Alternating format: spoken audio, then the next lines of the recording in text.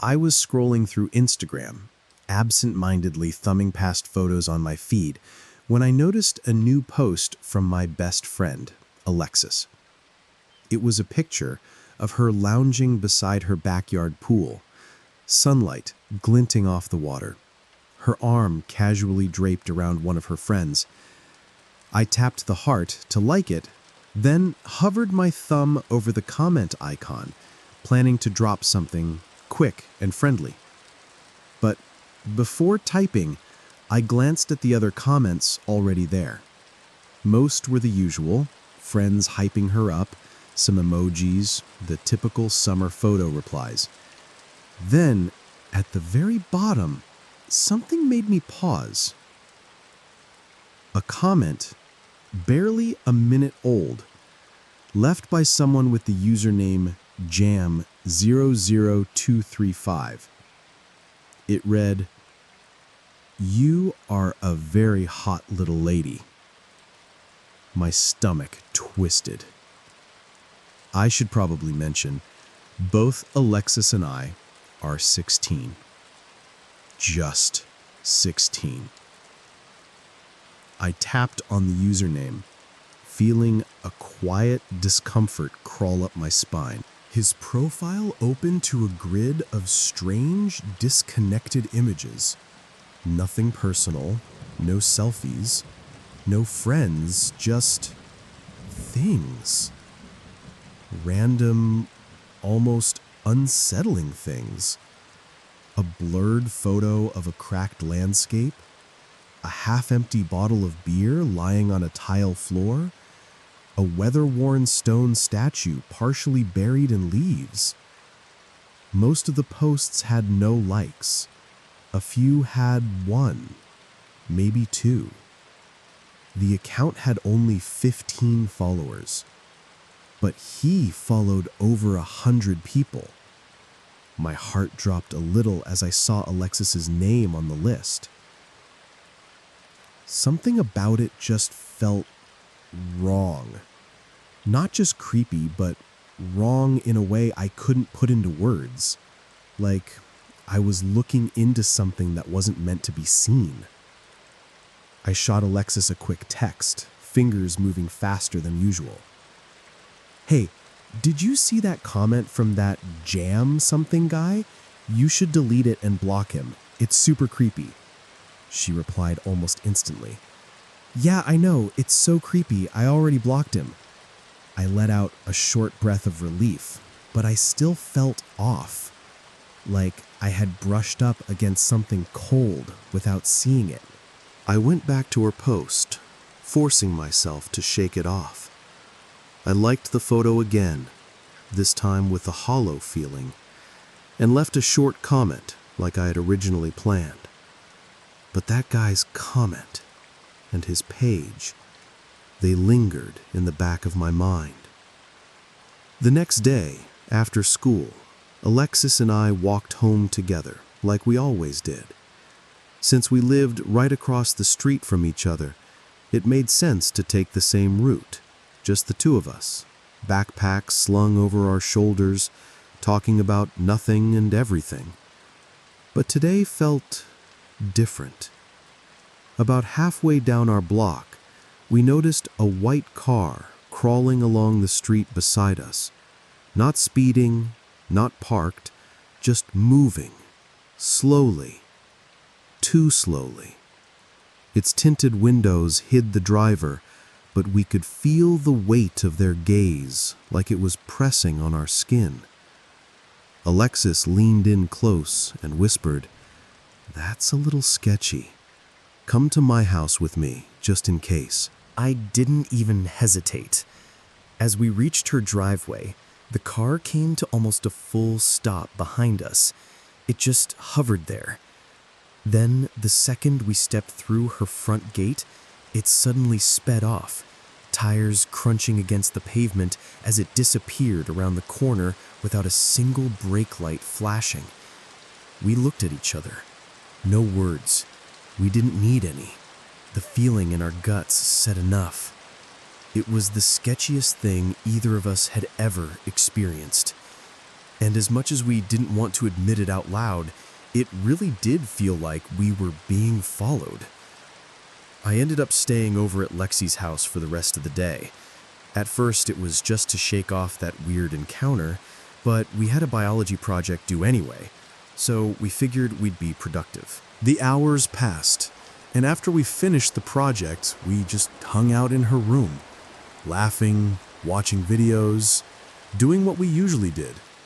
There was no school the next day, so we had the whole evening to waste, and honestly, it was pretty common for me to spend full days over at her place. This was one of those nights. Her parents weren't home either, which meant it was just the two of us. The freedom made us louder than usual. Music up, voices even louder, joking around without having to worry about anyone telling us to quiet down. Sometime later, we got hungry and decided to order a pizza. Not long after placing the order, we were still upstairs, sprawled across her bed in the middle of some dumb TikTok challenge, when we heard a knock at the front door. It was faint, barely audible from upstairs, but distinct enough to pause our laughter. "Probably the pizza guy," I said. Alexis stood up and started heading downstairs, but I knew her too well. She's always been overly cautious, especially when answering the door. So when the knock didn't get answered right away, when I didn't hear the telltale click of the door opening, I had a feeling I knew what she was doing. She was standing quietly by the window, pulling the curtain back just a sliver, peeking out to make sure it really was just the pizza guy. And deep down, I really hoped it was. I was caught off guard when I heard Alexis rushing back up the stairs, not just walking, rushing, her footsteps light but panicked. A moment later, her bedroom door flung open and she stepped inside, eyes wide, breath shallow, her mouth hanging open in stunned disbelief. "There's some creepy guy on the stoop," she whispered, voice shaky. I blinked, trying to make sense of what she'd just said. "What? Are you sure it's not just the pizza guy?" She didn't even dignify it with a reply. Her face said it all. Still skeptical, I followed her downstairs. The air in the house felt heavier than before, like it had soaked up her fear and was holding it in every corner. We crept toward the front window, careful not to make a sound. Peeking out from behind the curtain, I felt my stomach drop. There was no one there. The stoop was completely empty. I turned to Alexis, confused, about to say something, but she cut me off, her voice rising. "I swear, he was just standing there, right there." I didn't have time to respond, because at that exact moment, we both froze as we heard the back doorknob rattle. Someone was trying to open it, and not subtly. Whoever it was gave the door a sudden, aggressive push. The lock held. The noise sliced through the air like a blade, a metallic clunk. Then, silence. Alexis and I turned to each other slowly, the blood draining from our faces. Neither of us spoke. We didn't have to. Our eyes mirrored the same fear. No more guessing. No more brushing things off. Someone was really out there, and they wanted in. Without a word, we bolted upstairs, 2 sets of panicked footsteps pounding on the carpeted stairs. Once in her room, Alexis slammed the door shut and locked it. We collapsed onto her bed, our breaths coming fast and shallow. The silence in the house was now unbearable. Every creak, every pop in the walls felt amplified, like the house itself was holding its breath with us. Our only plan was to stay in the room, stay quiet, and wait. We thought maybe, just maybe, if we didn't move, whoever was out there would give up and leave. But then something happened that shattered every last sliver of calm we were clinging to. Alexis screamed. Her finger shot toward the window, her face twisted in terror. I turned, and that's when I saw him. A man. His face, pale and expressionless, was pressed against the glass of the second-story window. He was staring straight into the room. And he wasn't just looking. He was holding a camera, the lens pointed directly at us. Click, click. That sound still haunts me. But the worst part wasn't the camera or the face. It was the impossible part. We were on the second floor, which meant he had climbed up onto the patio roof, and now he was just inches away from us. I screamed loud, raw, and full of terror as the man's face stared at us from behind the second-story window. Without a second thought, Alexis and I bolted from the room, our panic overriding everything else. Our feet thundered down the stairs, adrenaline pushing us faster than we'd ever moved before. We didn't stop until we reached the basement. It was the only place we could think of, the only part of the house that felt hidden, enclosed, safe. If anywhere was safe. The lights were off, and the air down there was cool and damp. The silence was so heavy, it pressed in on us like a weight. We didn't talk. We didn't even cry. We just sat there in the dark, clutching our knees, flinching at every creak the house made above us. Hours passed. Neither of us dared move until we finally heard the sound of the front door opening and the familiar voices of Lexi's parents calling out.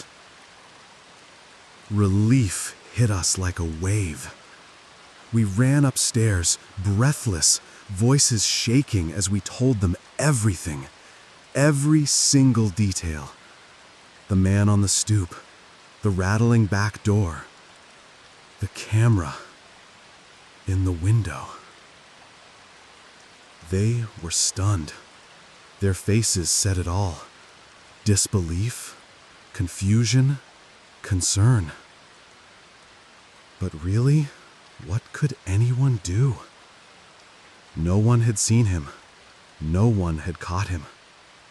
He'd vanished into the night as easily as he appeared. Later that night, I walked back across the street to my house, still glancing over my shoulder as I unlocked the door. I collapsed into bed, exhausted, but sleep never really came. That's when my phone buzzed. It was a message from Alexis. I just looked back at that weird guy's Instagram, the one who commented. His face. It's him. It's the same guy that was at the window. My chest tightened. I opened the app immediately and scrolled through the account we had both seen before, the one filled with those random objects and barren landscapes. She was right. The face was there, not clearly posed, but half visible in the reflection of a dusty mirror in one of his posts. It was him. The same pale face we saw pressed against the window. I told her we had to report it to the authorities, but she replied, "I don't even know how." And truthfully, neither did I. So I told her we'd figure it out tomorrow, that we'd deal with it together once the sun came up. But when the next day came and we searched for the account, it was gone. Deleted. Or maybe renamed. Erased from the app completely, like it had never existed at all. We never saw that man again. And to this day, we keep our Instagram accounts locked on private. Always.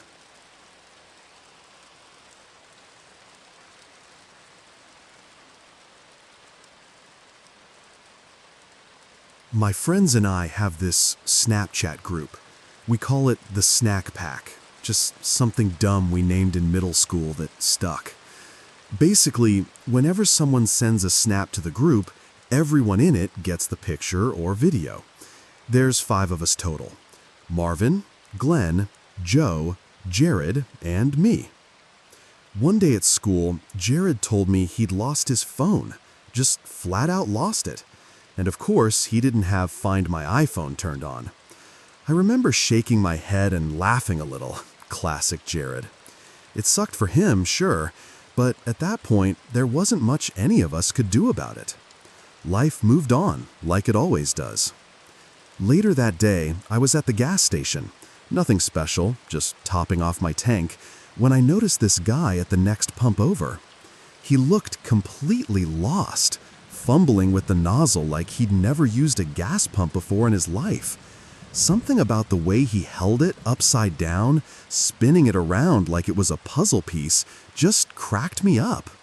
So I did what any of us in the Snack Pack would do. I snuck a quick video, just a few seconds long, and sent it straight to the group.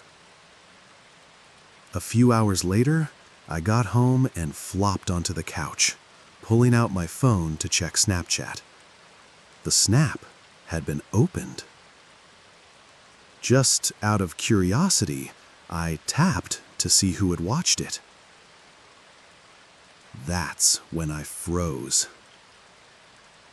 Jared's name was there, under the opened list, which made 0 sense.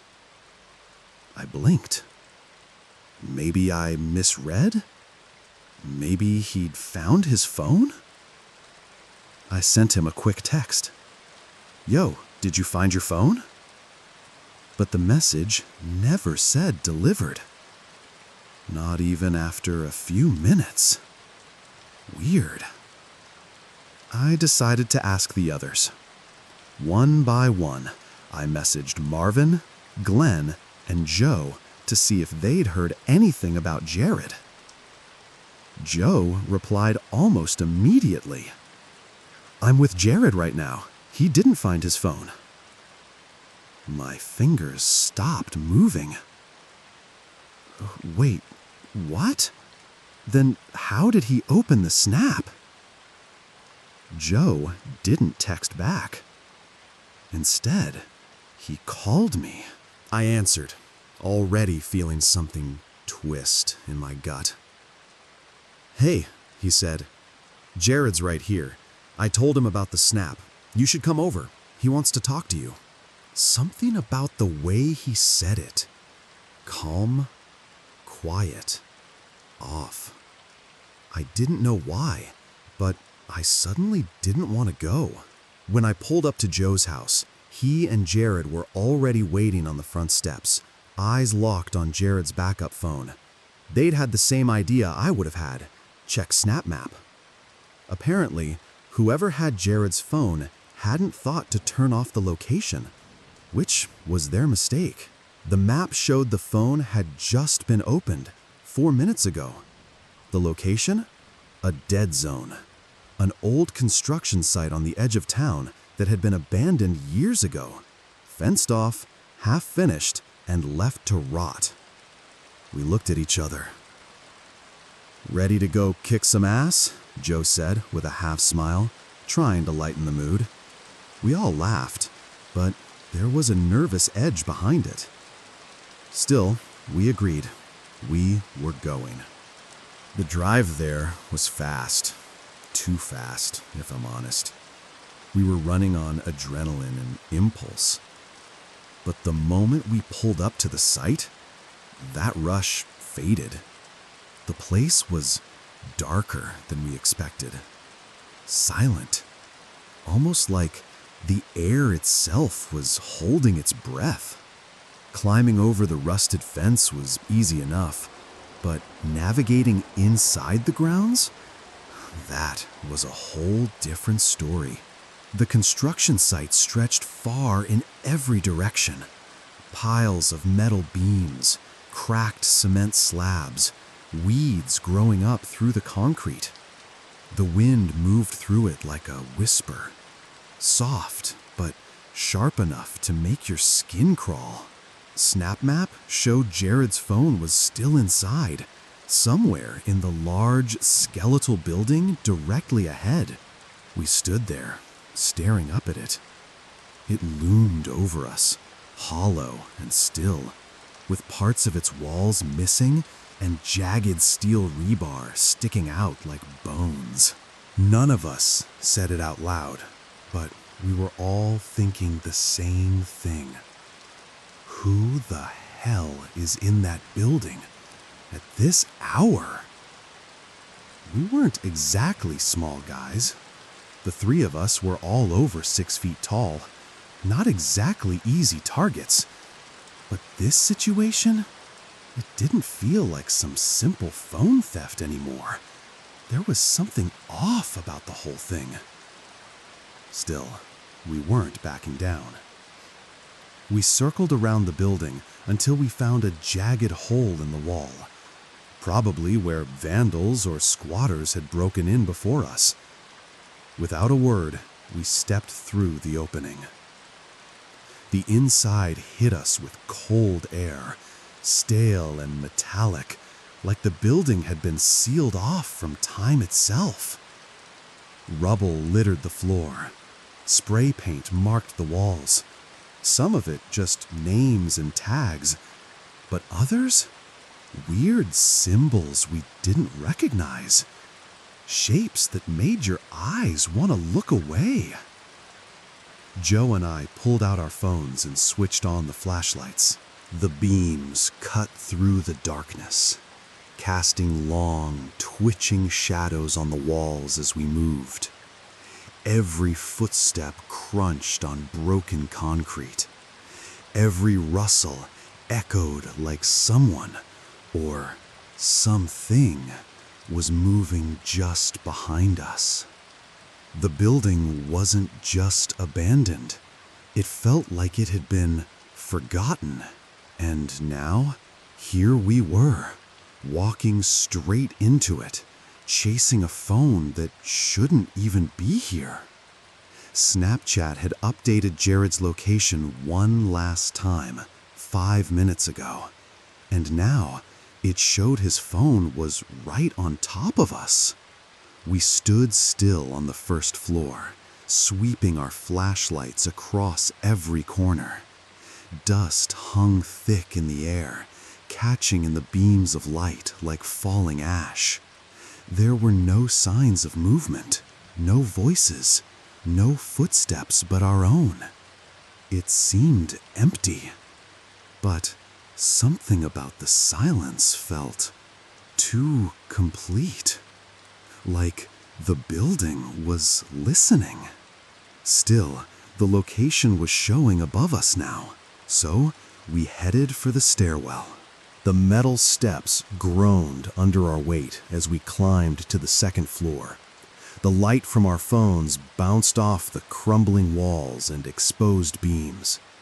Up here, everything felt more open. One massive room that stretched into darkness. We stepped inside. the sound of our shoes scraping against the concrete, echoing like we were walking through a cave. Joe checked the map one more time. He stared at his screen for a second longer than usual before saying, quietly, "This is it. It says we're all in the same place." "What do you mean, all?" I asked. He turned the phone toward us. The location pins for all three of our devices and Jared's phone were stacked on top of each other. Exactly the same. But there was no phone, no dropped device, nothing. We stood there in a slow, creeping confusion. Jared was looking around, turning in a slow circle. "Where the hell is it?" he mumbled. And then, click.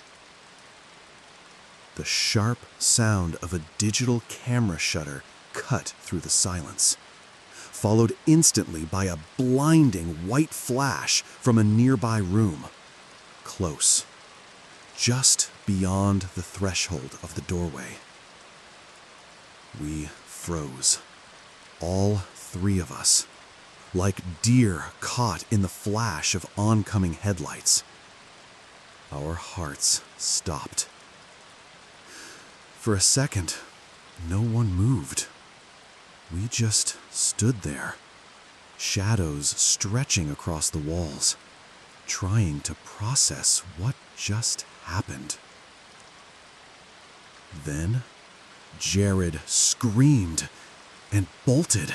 He didn't wait to explain, he just ran.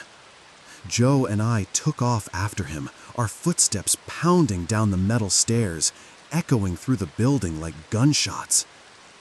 We didn't look back, not once.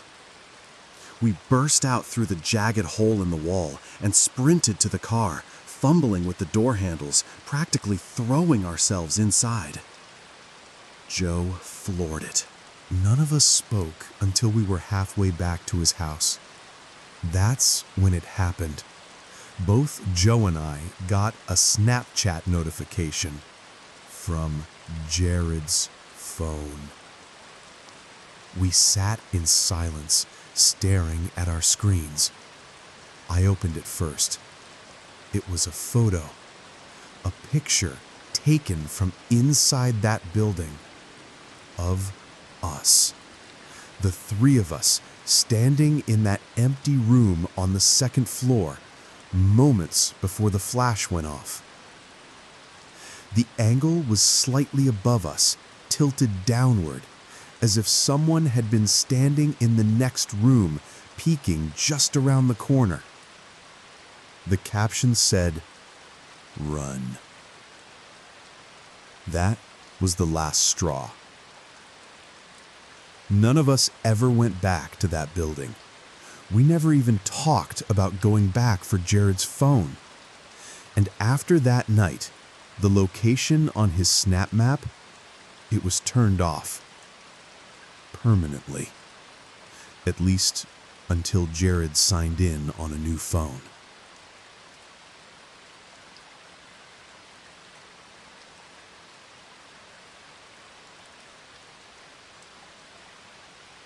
All my friends had been pushing me for weeks to make a Tinder. "Dude, just do it already. Come on, you'll get matches in no time." So I figured, why not? I downloaded the app, set up a quick profile, and picked out 4 of the best pictures of myself I could find. Ones where I looked natural, confident, maybe even a little mysterious. Within the first hour, matches started rolling in. It felt weirdly easy. By the end of the day, I'd already matched with more people than I expected. I sent out messages to almost every match. Nothing fancy, just casual openers. Most of them didn't respond. In fact, only 3 replied. But one of them stood out instantly. A brunette. Gorgeous. But it wasn't just her looks. It was the way she talked.